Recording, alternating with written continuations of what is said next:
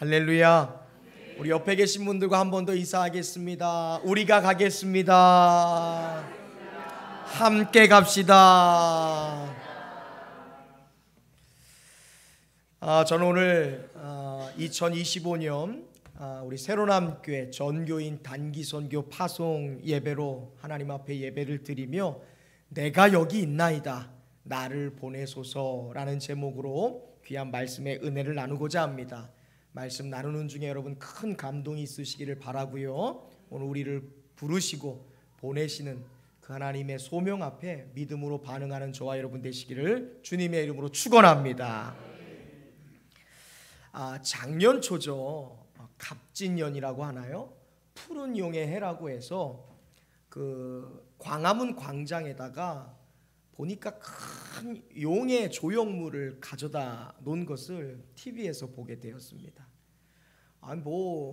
보통 이렇게 무슨 해다라고 하면 그 해를 상징하는 동물들의 조형물을 만들어 놓고 그것이 각 지방 자치단체에 이렇게 선전하기 위해서 이렇게 마련해 놓은 것을 많이 봤는데, 광화문 광장에 그것도 세종대왕 동상 앞에 그 파란 용의 조형물 한 10m 달하는 큰 조형물을 갖다 놨더라고요. 그래서 야 신기하다라고 생각해서 저거를 찾아가는 사람들이 있을까 생각했더니 아니나 다를까 그 조형물을 신년 초에 사람들이 찾아가는 거예요. 그래서 어떤 사람은 그 앞에서 막 기념사진을 찍기도 하고요, 어떤 분들은 그 용의 다리 만지면서 소원을 빌거나 더러운 이렇게 기도하는 그런 모습을 보게 되었습니다. 여러분, 한번 여러분에게 질문해 보고 싶어요. 과연 그 용이 우리의 소원을 들어줄 수 있을까요? 용은 상상 속의 동물 아닙니까? 그래서 토끼, 사슴, 그 다음에 사자, 사람들이 좋아하는 동물의 각 장점들을 뽑아서 만들어낸 상상의 동물이에요. 그래서 그 용이 가장 큰 힘들과 이 영함을 갖고 있으니까 그 용 앞에 소원을 빌면 이루어질 거다라는 그런 상상을 많은 사람들이 가지고 있습니다. 그래서 우리가 어린 시절에 봤던 드래곤볼이라는 영화 보잖아요. 그렇게 중국을 기원하는 만화 영화인데, 드래곤볼, 이 용의 구슬을 모으면 소원을 들어준다. 그래서 사람들이 상상 속에서 용에게 소원을 빌게 됩니다. 그런데 그 용이 진짜 사람들의 소원을 들어줄 리가 없죠. 왜냐하면 그것은 사람이 손으로 새기고 조각한 우상에 불과하기 때문에 그렇습니다. 그러나 여러분, 우리는 가상의 신이 아니라 살아계시고 영존하시는 하나님을 믿는 백성인 줄로 믿습니다. 그 하나님께서 당신의 기대와 소망을 따라 하나님 앞에 간절히 찾고 구하는 자들의 소원을 들어주시는 하나님이신 줄로 믿습니다. 그런데 여러분, 그런 생각을 해봤습니다. 나의 소원 말고요, 우리의 소원이 아니라 하나님께 만약 소원이 있다면 하나님은 뭐가 소원이실까? 한번 여러분 그런 생각 해보셨어요? 하나님, 내 소원 말고요 하나님에게도 소원이 있으십니까? 하나님께 소원이 있다면 무엇이 있을까? 사실 이 하나님의 소원에 대한 이야기를 나누기 전에 우리가 꼭 기억해야 될 것이 있다면 하나님께는 절대 부족한 것이 없다는 거예요. 왜냐하면 천하만상 모든 것, 온 우주가 다 하나님의 것이기 때문에 그렇습니다. 그럼에도 불구하고 하나님께 소원이 있다면 다만 한 사람이라도, 한 영혼이라도 구원받아 하나님의 백성이 되는 것, 그것이 하나님의 소원입니다. 영혼 구원이죠. 죽을 영혼이 구원받아 하나님의 자녀가 되는 것, 죽을 영혼이 예수 믿고 영원한 생명을 얻게 되는 것, 이것이 하나님의 소원인 줄로 믿습니다. 우리가 누가복음 19장 10절 말씀에 가서 보면 말씀이 육신이 돼서 이 땅에 오신 예수님이 내가 왜 이 땅에 오게 되었는지를 이렇게 말씀하고 계시는데요, 주님이 이 땅에 오신 목적이라고나 할까요? 그게 바로 오늘 본문에 나와 있습니다. 함께 같이 읽어보겠습니다. 시작.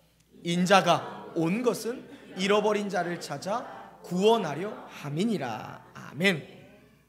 자, 여기에 예수님이 이 땅에 오신 목적이 나와요. 뭐라고 되어 있습니까? 사람을 찾아서 구원하기 위한 거예요.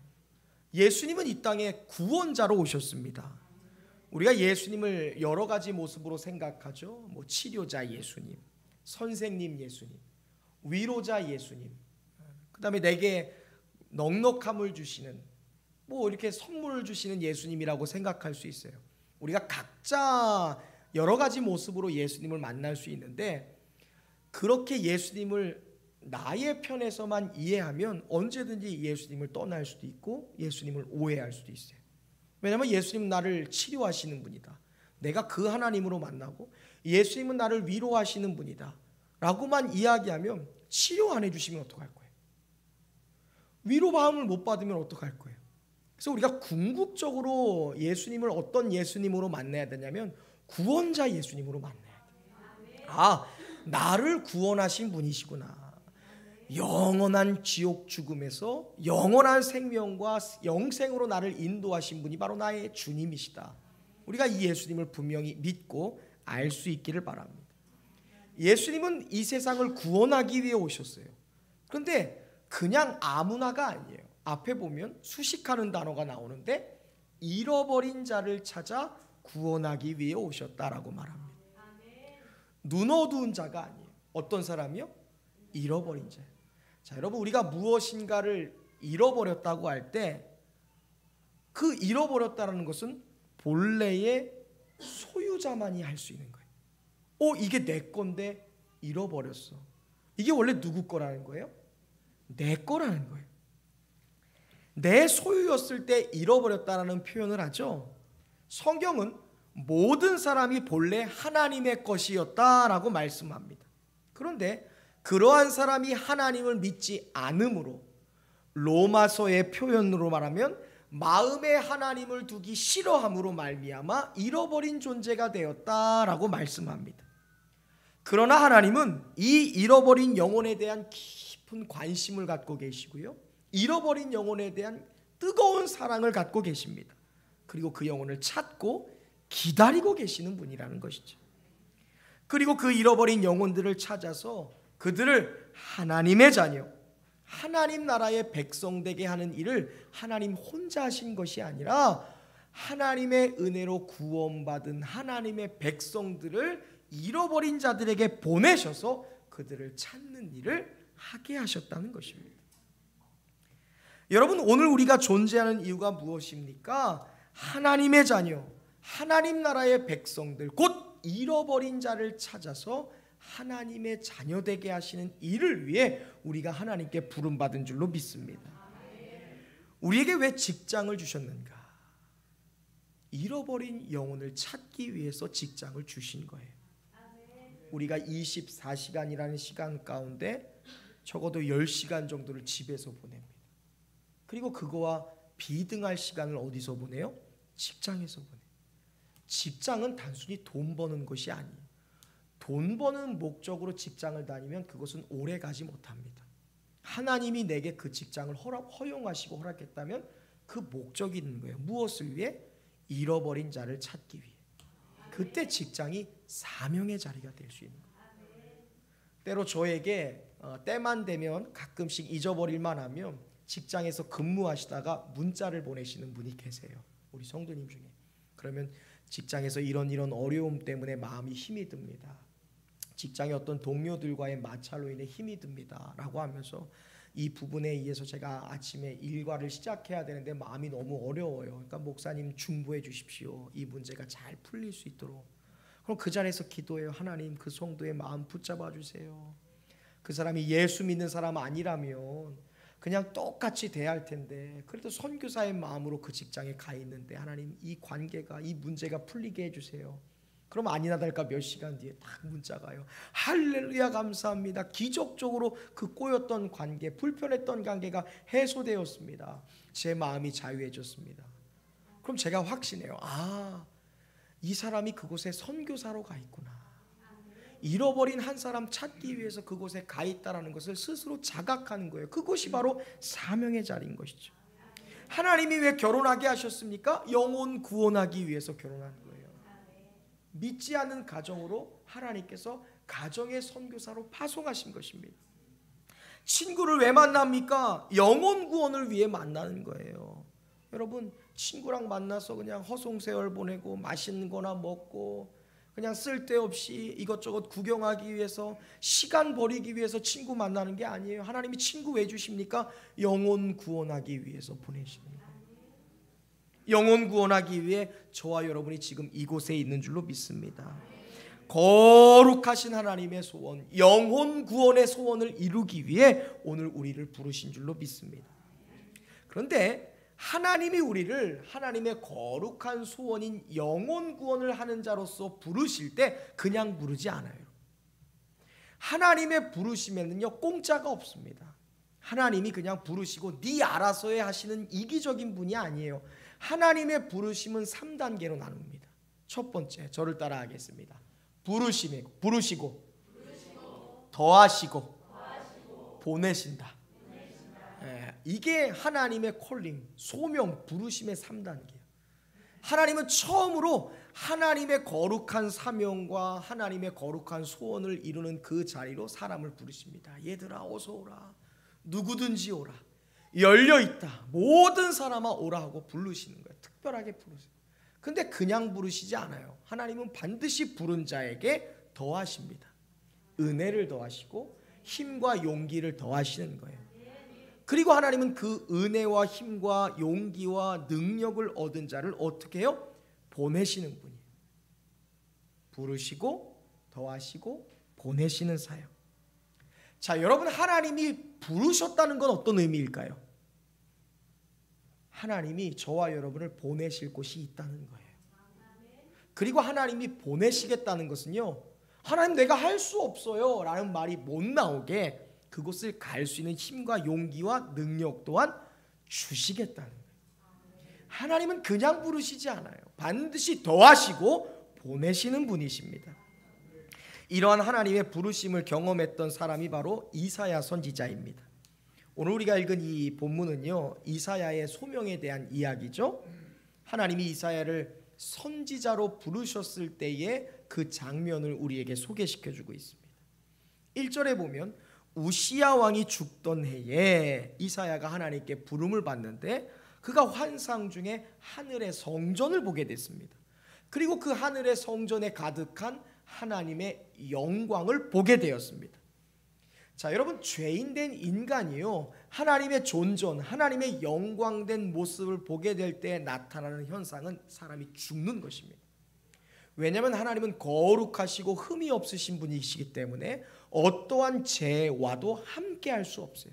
그러니까 죄된 인간이 하나님을 보는 순간, 하나님을 아련하는 순간 죄가 하나님 가운데 있을 수 없기 때문에 하나님으로부터 나오는 거룩한 빛으로 인해 그 사람은 죽게 됩니다.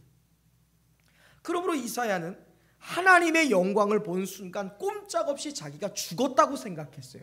그래서 그 순간 자신도 모르게 터져나온 이야기가 5절 말씀입니다. 화로다, 나여 망하게 되었도다. 나는 입술이 부정한 사람이요 입술이 부정한 백성 중에 거하면서 만군의 여호와이신 어때요? 왕을 배웠구나. 지금 부정한 죄 가운데 거하던 이사야가 하나님의 영광을 봅니다. 그리고 그 순간 이사야가 깨닫는 거예요. 환상 속에서 내가 죽었구나. 하나님을 보다니 나는 틀림없이 죽게 되었구나. 근데 놀랍게도 성경은 이사야가 죽지 않았다고 말하고 있습니다. 왜 그런가? 그의 부정함이 주의 제단의 불로 지져졌기 때문이다 라고 말씀합니다. 우리 6절 말씀 같이 읽어보겠습니다. 읽습니다. 시작.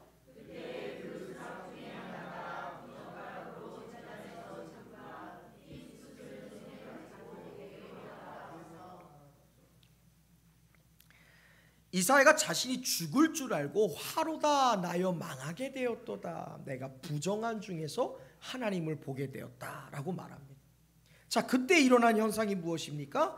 하나님의 천사가 성전의 제단에 있는 어디요? 숯불을 손으로 들고 와서 나는 부정합니다, 나는 죄인입니다라고 말하는 이사야의 입에 그 숯불을 딱 대는 거예요. 여러분, 꿈이지만 너무 뜨거웠을 것 같지 않습니까? 그런데 그 뜨거움을 느끼는 것도 잠시였어요. 7절에서 천사가 선포합니다. 보라, 너의 악이 제하여졌느니라. 너의 죄가 사해졌느니라.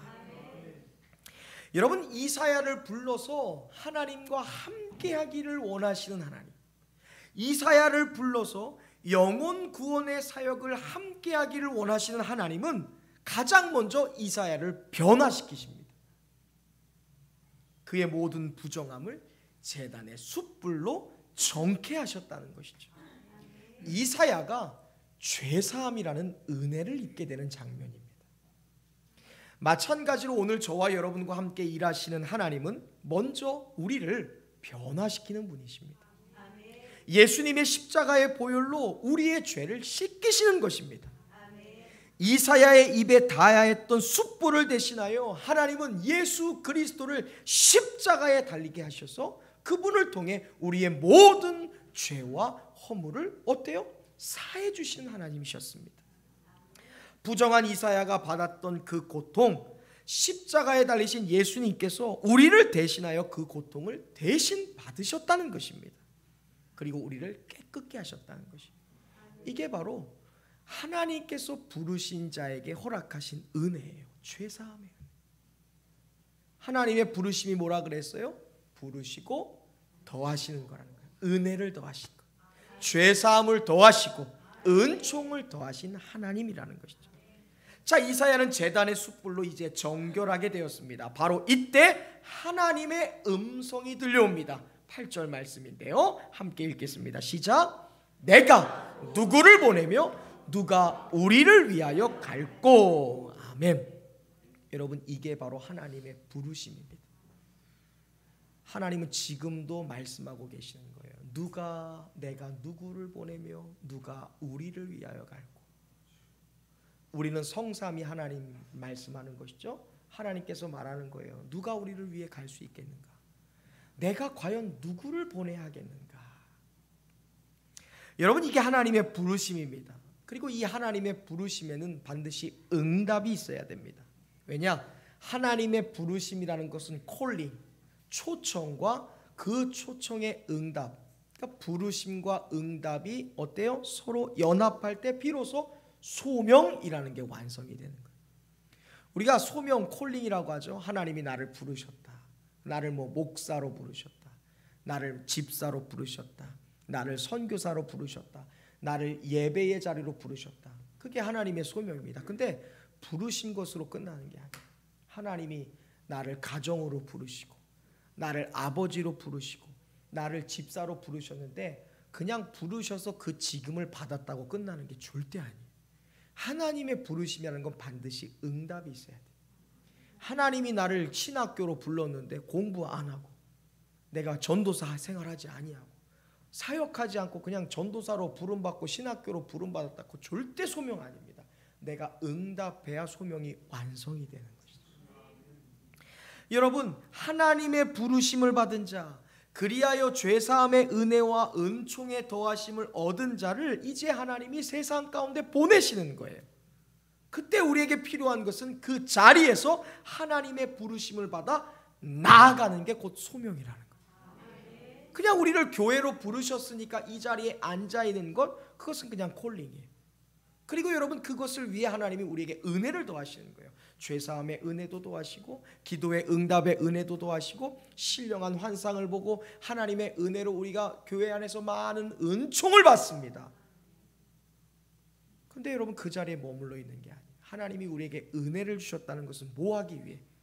보내시기 위해 은혜를 주신 거예요.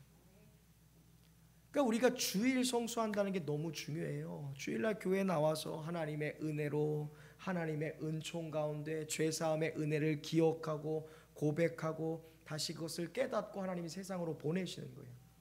근데 여러분, 우리가 부르심 받지 않고 은혜 받지 않고 도함 받지 않고 세상으로 나가면 어떻게 할까요? 이게 거꾸로 되는 거예요. 절대 세상에서 사명자의 소명자의 삶을 감당할 수가 없습니다. 저와 여러분들이 분명히 기억해야 될 것은 하나님이 우리를 보내시는 그 자리에서 하나님의 부르시고 보내시는 그 자리에 나아가는 게 소명이라는 것이죠. 소명은 무엇입니까? 더 이상 내 인생의 목표가 아니라 하나님의 마음을 알고 그 부르심의 자리를 향해 나아가는 것이 소명인 거예요. 자, 이 하나님의 부르심을 깨달은 이사야, 내가 누구를 보내며 누가 우리를 위하여 갈꼬. 이 순간 하나님의 부르심을 받았어요. 그리고 죄사함의 은혜가 더해졌던 이사야는 주님 앞에 당당하게 이렇게 고백합니다. Here I am, send me. 우리 따라서 고백하겠습니다. 함께 읽습니다. 시작. 내가 여기 있나이다, 나를 보내소서. 아멘. 여러분, 이사야는 하나님을 알았던 사람입니다. 하나님이 누구이신지, 그리고 하나님의 죄사함의 은혜를 받아 하나님을 사랑했던 사람입니다. 그래서 그는 당당히 고백할 수 있습니다. 내가 누구를 보내며 누가 우리를 위하여 갈꼬. 영혼 구원의 자리에 그 자리로 보내야 될 그 선교사를 찾는 그 순간 하나님 앞에 고백하는 거예요. 하나님, 나 여기 있어요. 주님, 내가 여기 있습니다. 나를 보내주시옵소서. 현대를 살아가는 우리들은 세상 속에서 참 많은 소리를 듣습니다. 그 소리에 귀를 기울이다 보면 우리가 하나님의 음성을 잘 듣지 못할 때가 있어요. 예수님은 누가복음 7장 32절에서 그러한 시대의 현상이죠, 그러한 우리의 상태를 이렇게 진단하셨습니다. 우리가 너희를 향하여 피리를 불어도 너희가 춤을 추지 않고, 우리가 너희 앞에서 곡하여도 너희가 울지 않는도다. 하나님께서 피리를 부시는 거예요. 근데 춤을 추지 않아요. 하나님의 눈물이 곡이 되어서 우리 가운데 울려 퍼지고 있는데 우리는 슬퍼하지 않는다는 거예요. 하나님의 소리를 듣지 못하는 시대가 되었다는 것이죠. 그만큼 세대가 무감각해졌다는 거예요. 저는 저와 여러분이 하나님이 피리를 부실 때 춤을 출 수 있는 세대가 되기를 원합니다. 하나님이 세대와 잃어버린 영혼을 향하여 우실 때, 곡할 때 우리도 그와 함께 통곡할 수 있게 되기를 바랍니다. 우리가 하나님의 음성에 민감해질 수 있기를 바랍니다.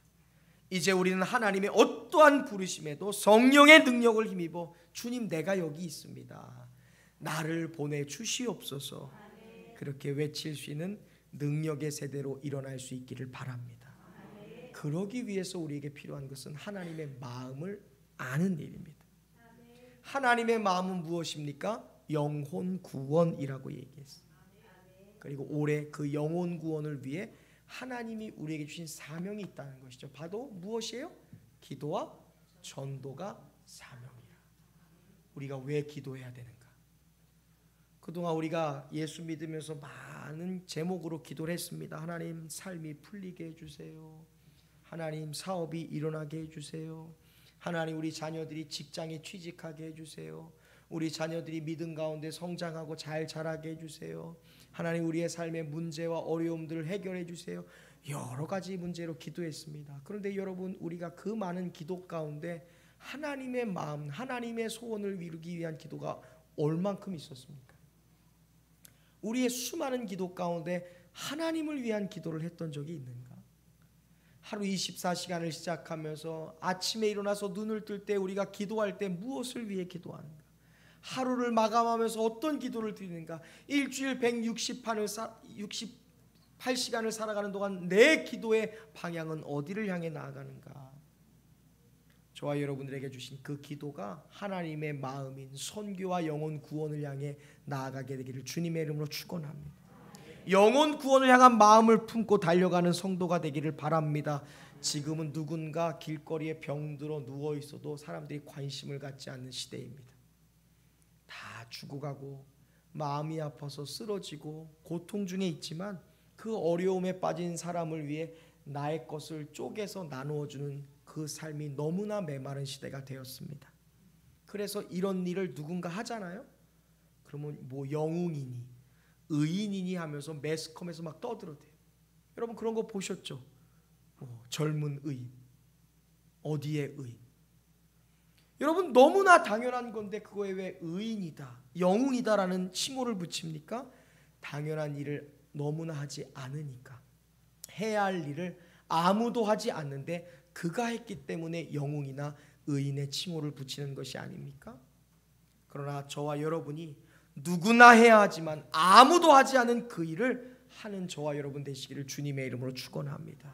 선교란 그런 것입니다. 우리만이, 우리 교회만이, 우리끼리만이가 아니라 우리 모두 함께 모퉁이 돌 대신 예수 안에서 하나 되게 하신 성령 안에서 하나님의 원대한 꿈을 이루어드리는 그런 선교사의 부름으로 하나님이 저와 여러분을 이번 여름 부르셨습니다. 이제 저와 여러분이 함께 지어져가는 일을 위하여 나아갈 텐데 나를 사용하옵소서. 하나님의 나라의 선교의 확장을 위한 그 자리에 나를 사용하여 주옵소서. 쓰러져가고 위태위태한 그런 교회를 세우는 사역에 아버지 나의 물질을 향하게 하여 주옵소서. 오늘 내가 드리는 그 예배와 찬양을 통해 용기를 잃어가고 있는 목회자와 혹여나 성도들이 있다면 힘과 용기를 갖게 하여 주시옵소서. 오늘 우리를 부르셨고 우리에게 그동안 많은 은혜와 은총을 더하셨기에 이제 우리를 보내신 하나님 앞에 내가 여기 있습니다, 나를 보내주시옵소서. 그렇게 믿음으로 반응하며 우리 하나님 앞에 귀하게 나아가는 저와 여러분 되시기를 주님의 이름으로 축원합니다. 기도하겠습니다. 하나님, 오늘 우리는 교회가 교회되도록 나아가는 선교에 아버지 믿음으로 반응하며 나아가게 될 것입니다. 또한 아버지 우리가 가정에서, 일터에서, 학교에서 이제 가는 선교사로 역할을 감당하게 될 것입니다. 주여, 이사야 선지자의 고백처럼 내가 여기 있나이다, 나를 보내소서. 믿음으로 고백하며 나아가게 하여 주옵소서. 나는 아무것도 갖고 있지 않는데요, 나는 내 입에 풀칠하기도 바쁘고 힘든 사람인데요, 주님, 나는 여러 가지 어려움과 고난과 아버지 두려움 때문에 나 스스로 서 있기도 힘든데요, 내가 과연 선교사로 감당할 수 있겠습니까? 주님은 아니, 할 수 있다라고 말씀하고 계십니다. 아무것도 아니었던 이사야도 죄사함의 은혜만 가지고 아버지 이스라엘을 향해 나아가 하나님의 원대하고 큰 선교의 사명을 이루는 대선지자가 될 수 있었습니다. 오늘 우리도 아버지 예수 그리스도의 죄사함, 십자가의 구속과 속량의 은혜로 말미암아 은혜와 은총과 구원을 입은 사람들입니다. 이미 부르셨고 더하셨으니 이제 하나님이 2025년 우리를 보내신 이 선교의 자리에 믿음으로 반응하게 하여 주시옵소서. 아버지, 보내신 곳에서 예배자로 서게 하여 주옵소서.